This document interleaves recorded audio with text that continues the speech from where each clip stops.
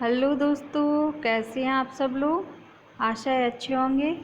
स्वागत है आप सबका एजुकेशन चैनल पर, जिसमें हम आज एक नए पार्ट को देखने जा रहे हैं, जो है एमपी बोर्ड भाषा भारती कक्षा 7 हिंदी विशिष्ट। तो वीडियो को शुरू करने से पहले चैनल को सब्सक्राइब कर लीजिए, लाइक कर लीजिए और शेयर कर दीजिए। आइए शुरू करते हैं नए पार्ट को। पाठ 19 ज्ञानदा की डायरी।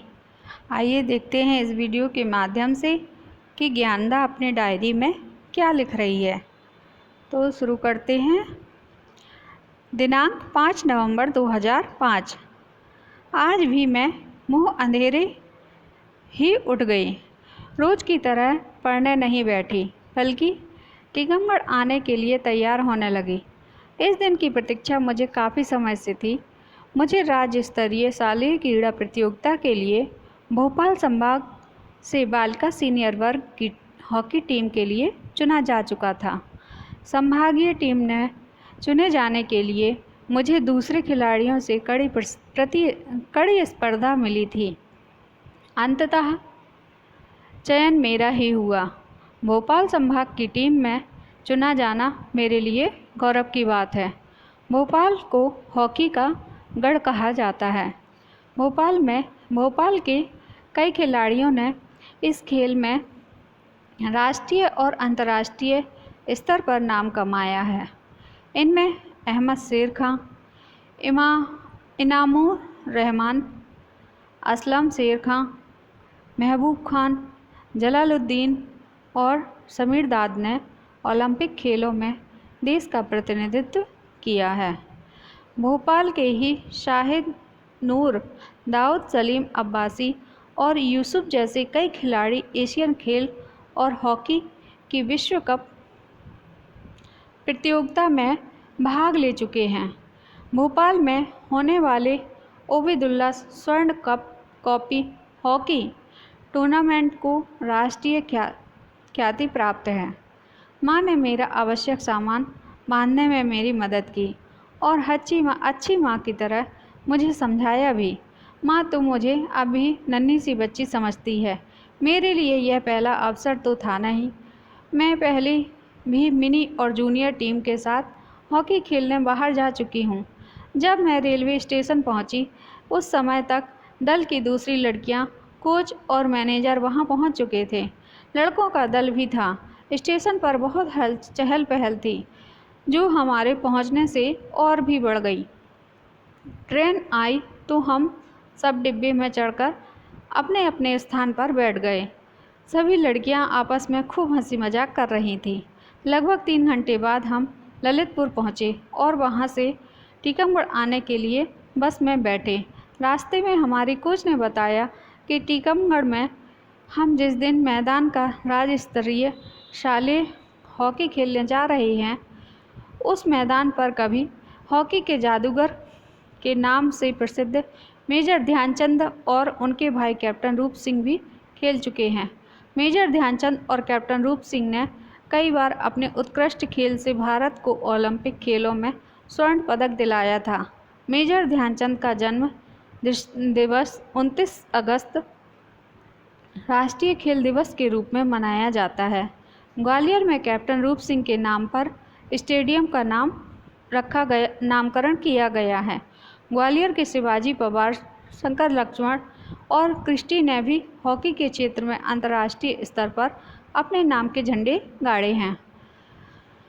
यहाँ हमें एक विद्यालय में दूसरी टीम की लड़कियों के साथ ठहराया गया।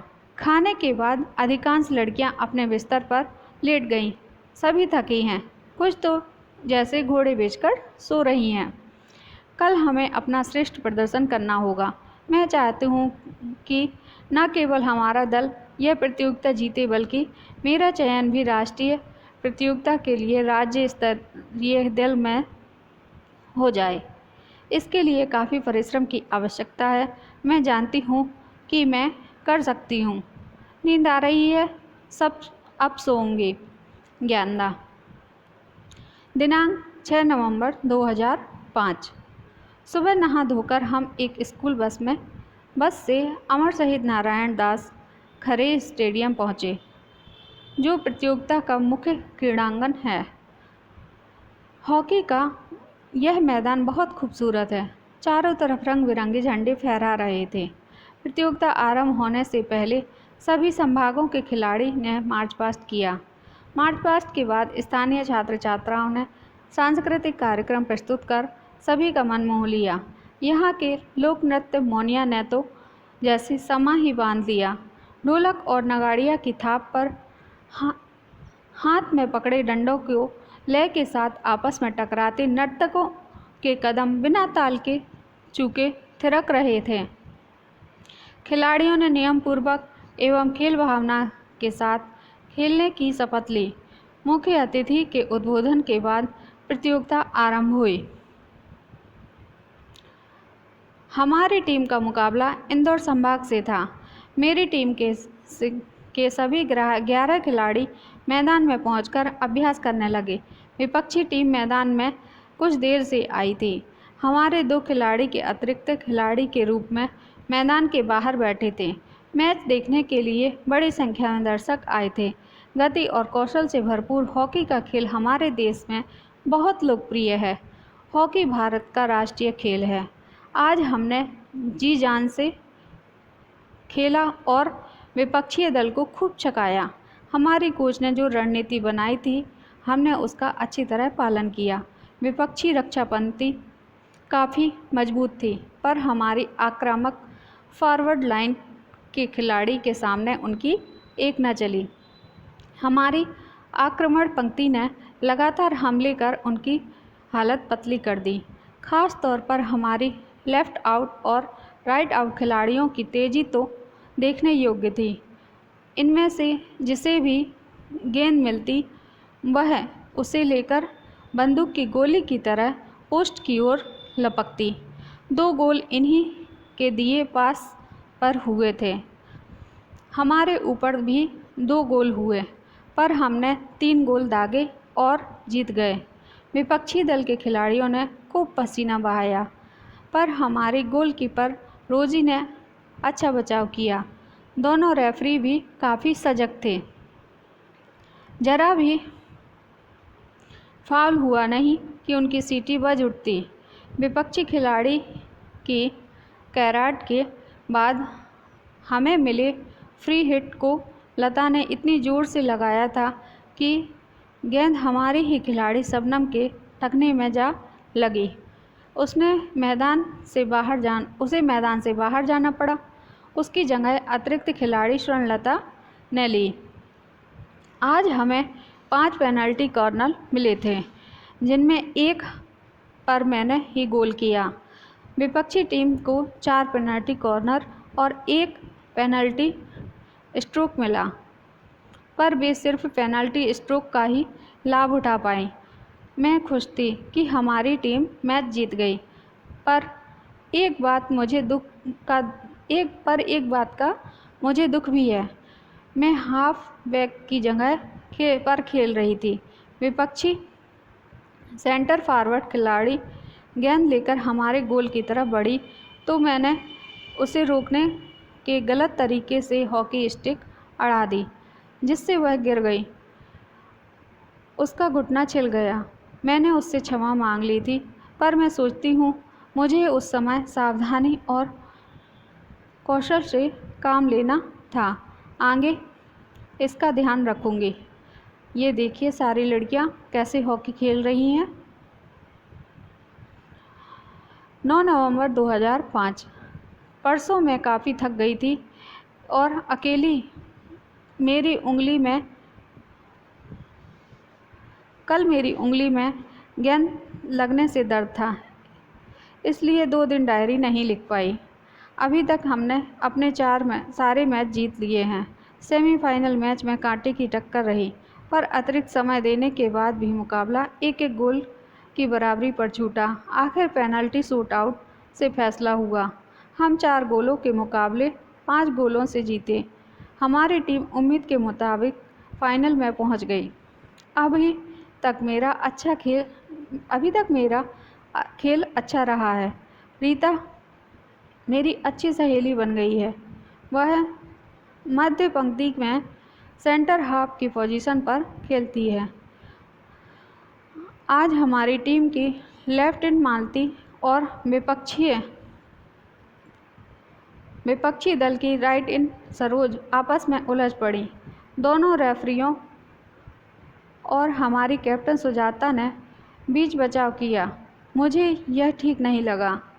खेल हम सिर्फ जीतने या मनोरंजन के लिए नहीं खेलते। खेल हमें अनुशासन, धैर्य, सहिष्णुता, उदारता और हार जीत को समान रूप से लेने का गुण सिखाते हैं। खैर, अच्छा हुआ कि मालती और सरोज ने अपनी गलती मान ली और आपस में हाथ मिलाए शाम को दोनों देर तक बातें करती रहीं, जिससे लगा कि उन्होंने खेल के दौरान हुए झगड़े को तूल न देकर सहज ही भुला दिया। आज पेनल्टी कॉर्नर लगाते समय मैं कुछ दुविधा में पड़ी। मेरी साथी ने डी पर जैसे ही गेंद को रोका और मैं हिट करने जा रही थी कि मेरे ठीक सामने विपक्षी रक्षा खिलाड़ी झपटती दिखी। मैंने तत्काल गेंद बगल में खड़ी कैप्टन सुजाता की ओर पुश कर दी, जिसे सुजाता ने गोल में डालने में कोई गलती नहीं की। मैच के बाद मेरी कोच ने मेरी सूझबूझ और तत्काल निर्णय लेने के लिए तारीफ़ की। तारीफ़ सुनकर मुझे बड़ा संकोच हुआ। खेल तो मिलजुल कर ही खेला जाता है। व्यक्तिगत उपलब्धि से अधिक दल का हित सर्वोपरि होता है। अगर मैं स्वयं प्रहार करती तो हो सकता विपक्षी खिलाड़ी गेंद रोक लेती और मेरा प्रयास बेकार जाता। खेल यही तो सिखाते हैं कि परिस्थिति के अनुरूप तत्काल निर्णय लें और उसे व्यवहार में लाएं। मैंने वही किया जो मुझे करना चाहिए था। अब तक सब कुछ ठीक हुआ, पर असली और कड़ी परीक्षा तो कल फाइनल में होगी। अब तक के मेरे प्रदर्शन में को देखते हुए मुझे पूरा विश्वास है कि मेरा चयन राष्ट्रीय प्रतियोगिता के लिए हो जाएगा। मेरा काम प्रयत्न करना है, आगे और कुछ नहीं सोचना चाहती। कल हमें जीतने के लिए अपनी सारी ताकत झोंकनी पड़ेगी। कल शायद डायरी न लिख पाऊँ, क्योंकि हम शाम को ही वापस लौटना चाहेंगे। हॉकी खेल की तकनीकी शब्दावली के रूप में इस पाठ में अंग्रेजी शब्द आए।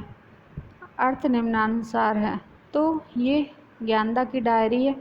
अब इसके बाद हॉकी तथा उनसे खेलों से जुड़े महत्वपूर्ण शब्द जो इस पाठ में आए उसका विवरण दिया हुआ है।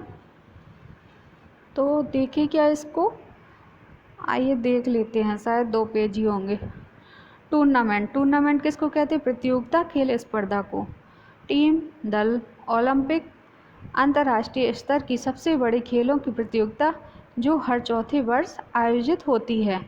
कोच, प्रशिक्षक, मैनेजर, व्यवस्थापक।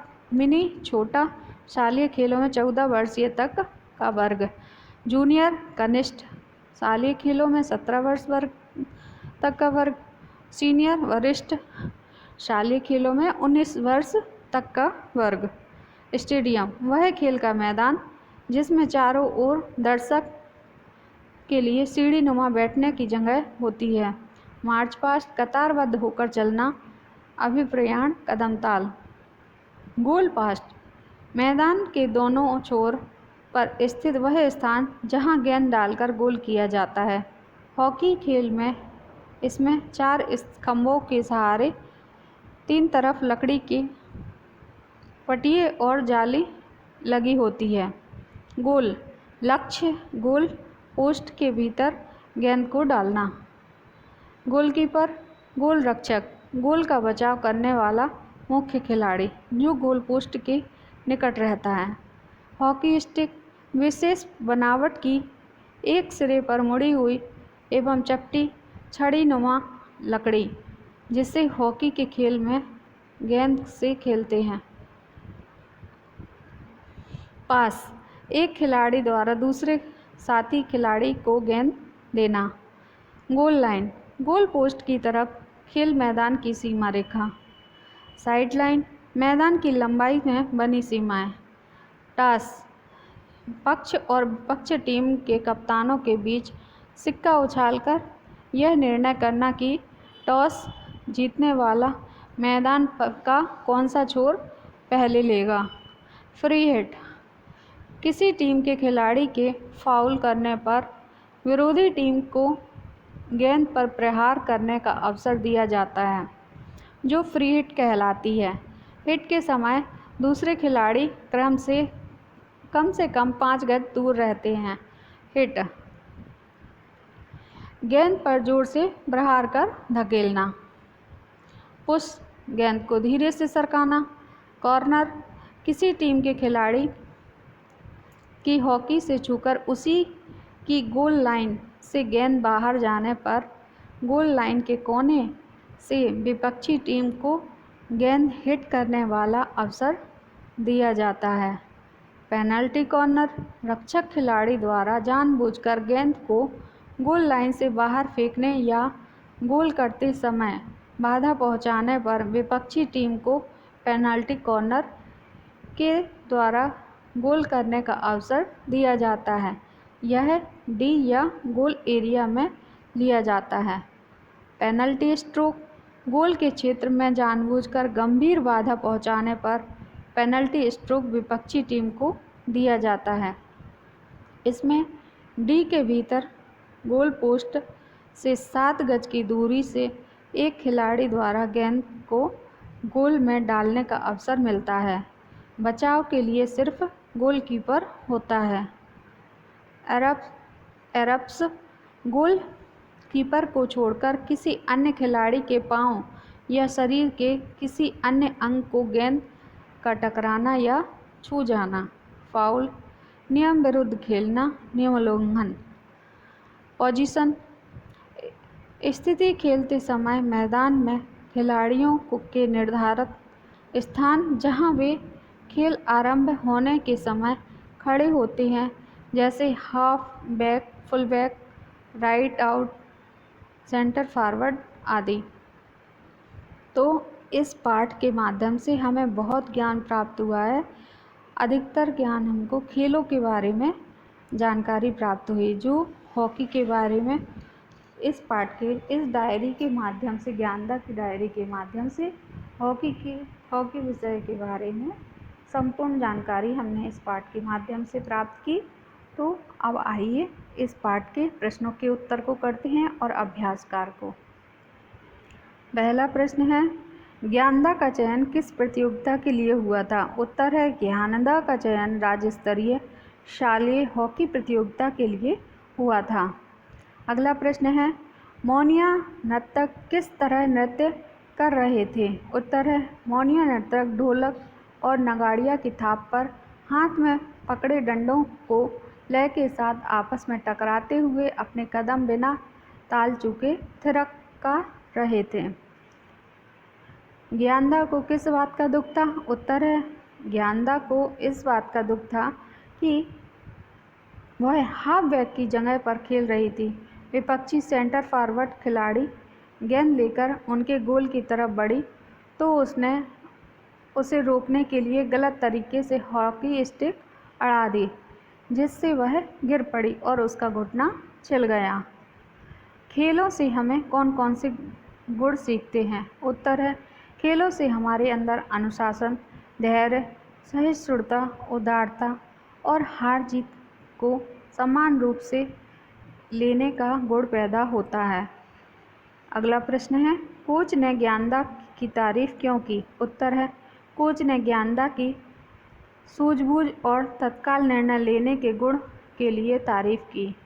खाली स्थानों की पूर्ति कीजिए। व्यक्तिगत उपलब्धि से अधिक टीम हित सर्वोपरि होता है। अगला है, मध्य प्रदेश में भोपाल को हॉकी का गढ़ कहते हैं। अगला है खाली स्थान, भोपाल में प्रतिवर्ष ओबेदुल्ला स्वर्ण कप हॉकी टूर्नामेंट आयोजित किया जाता है। हॉकी टीम में 11 खिलाड़ी होते हैं। ज्ञानदा ने पेनल्टी कॉर्नर पर गोल किया। सही विकल्प चुनिए। हॉकी के जादूगर के नाम से प्रसिद्ध है, ये तो सबको पता होगा, मेजर ध्यानचंद जी। सांस्कृतिक कार्यक्रम में प्रस्तुत किया गया मोनिया नृत्य। ज्ञानदा का चयन किस संभाग के लिए हुआ था? भोपाल के लिए। ज्ञानदा किस पोजीशन पर खेल रही थी? Half back. राष्ट्रीय खेल दिवस 29 अगस्त को मनाया जाता है। ये खेलों की तालिका, इससे हम बनाएंगे खेल: table tennis, cricket, football, carrom, भारोत्तोलन, कबड्डी, गोल्फ, खो खो, कुश्ती, निशानेबाजी, फुटबॉल, पोलो आदि। मुहावरों का अर्थ लिखिए। नाम कमाना, प्रसिद्धि प्राप्त करना, झंडे गाड़ना, सफलता दिखाना, समा बांधना, सबको मोहित करना, खून पसीना बहाना, कड़ी मेहनत करना, कांटे की टक्कर, बराबरी का मुकाबला, ताकत झोंकना, पूरी तरह शक्ति लगा देना। ये प्रश्न बाद में देखेंगे। निम्नलिखित शब्दों को वाक्यों में प्रयोग कीजिए। प्रतीक्षा, मुझे प्रतीक्षा करना बहुत कष्टदायी लगता है। संभागीय, संभागीय खेलों का आयोजन प्रतिवर्ष किया जाता है। चयन, मेरा चयन हॉकी की राष्ट्रीय टीम में कर लिया गया। गौरव,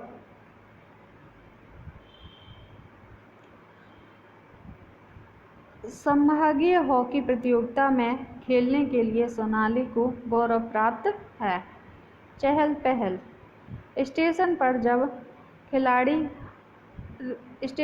जब रेलगाड़ी आती है तो वहाँ चहल पहल बढ़ जाती है। स्वर्ण पदक, मेजर ध्यानचंद ने हॉकी के ओलंपिक प्रतियोगिता में स्वर्ण पदक प्राप्त किए। जन्म दिवस, 29 अगस्त को ध्यानचंद का जन्म दिवस है। इस तिथि को राष्ट्रीय खेल दिवस के रूप में मनाया जाता है। कौशल,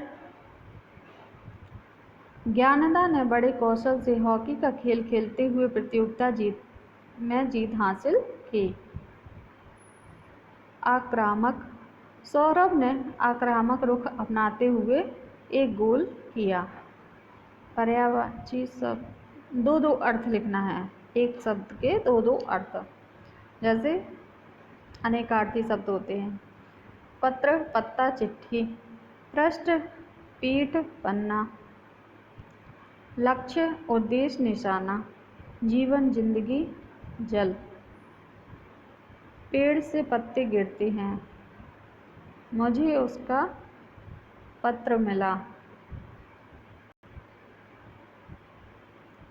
हमें अपना लक्ष्य प्राप्त करना है, उसने पक्षी पर लक्ष्य साधा। वृक्षों में जीवन होता है, वनों से जीवन प्राप्त होता है। निम्नलिखित शब्दों से हिंदी, उर्दू और अंग्रेजी शब्दों के अलग अलग छांट कर लिखिए। जैसे हिंदी शब्द हैं संभागीय, वर्ग, स्पर्धा, राष्ट्रीय, दल, शपथ। और अंग्रेजी शब्द हैं senior, team, Olympic, tournament, junior, railway station, manager, train, captain, stadium, march past. Urdu शब्द हैं मदद, मुताबिक, जादूगर, खाना, तरीका, शहद, खूबसूरत, शबनम, दर्द, मुकाबला। सागर तथा अनुसार शब्दों से पूर्व अन्य शब्द जोड़कर दो नवीन शब्द बनाइए। तो जैसे भवसागर, गंगा सागर। नियमानुसार, कथानुसार। भवसागर कठिनाई से पार किया जाता है। मैं और मेरा मित्र स्नान करने गंगा सागर गए। दूसरा है हमें नियमानुसार काम करना अच्छा लगता है। उन्होंने आपके कथानुसार ही अपना कार्यक्रम तैयार किया। गद्यांशों की व्याख्या करते हैं। गद्यांश पढ़ लीजिए आप। संदर्भ है प्रस्तुत पंक्तियाँ ज्ञानदा की डायरी नामक पाठ से अवतरित हैं। इस पाठ को डायरी शैली में लिखा गया है। प्रसंग है किसी भी खेल के खिलाड़ियों में खेल भावना का होना आवश्यक है। व्याख्या है, किसी भी खेल को जीत प्राप्त कर लेने अथवा एक विशेष मनोरंजन से मानसिक तनाव को न होने देने के लिए ही नहीं खेलते। खेल खेलने से हमारे अंदर अनुशासन एवं धीरज रखने की भावना उत्पन्न होती है। इन्हीं दोनों गुणों से मनुष्य अपने जीवन को कुछ हद तक सफलता की सीढ़ी तक पहुंचा देते हैं। इन गुणों के अलावा हमारे अंदर सहनशीलता, उदारता हमारे अंदर विकसित होने लगती है। खेल में हार हो अथवा जीत, इस हार जीत को समान रूप से समझना चाहिए। इस प्रकार ऊपर बताए गए अनेक गुण इन खेलों को खेलने से हम सीख जाते हैं। दूसरा गद्यांश है, संदर्भ पूर्वानुसार प्रसंग है। प्रत्येक तरह के खेल में खिलाड़ियों के मेलजोल से ही सफलता मिलती है। व्याख्या है, खेल में जीत पाकर खुशी हुई। खेल के बाद हम आगे चले तो लेखिका की प्रशिक्षिका ने बताया कि खेल में उसी की सूझबूझ से सफलता मिली थी तथा जो निर्णय लेखिका ने किए उस क्षण के लिया वह बहुत ही अच्छा था, लाभकारी था। इस प्रकार प्रशिक्षिका ने लेखिका की प्रशंसा की। प्रशिक्षिका को अपनी तारीफ करते हुए सुन लेखिका को संकोच होने लगा। यही सही स्वभाव का व्यक्ति अपनी प्रशंसा सुनकर कभी भी घमंडित नहीं होता, वह तो संकोच ही करता है। सभी खिलाड़ी अपने अपने दायित्व को टीम में रहकर निभाते हैं। पूरा दल सामूहिक जिम्मेदारी निभाता है तो सफलता मिलती है। एक खिलाड़ी यदि व्यक्तिगत सफलता के लिए ही कार्य करता है तो सफलता प्राप्त होने में संदेह रहता है। ये देख लीजिए आप इसके शब्दार्थ हैं। और इस पाठ के माध्यम से हमने खेलों की भावनाओं के बारे में जाना और हॉकी खेल के संपूर्ण नियम के बारे में जाना। आगे की वीडियो में आगे के पाठ को देखेंगे। वीडियो को देखने के लिए चैनल को सब्सक्राइब कर लीजिए। धन्यवाद।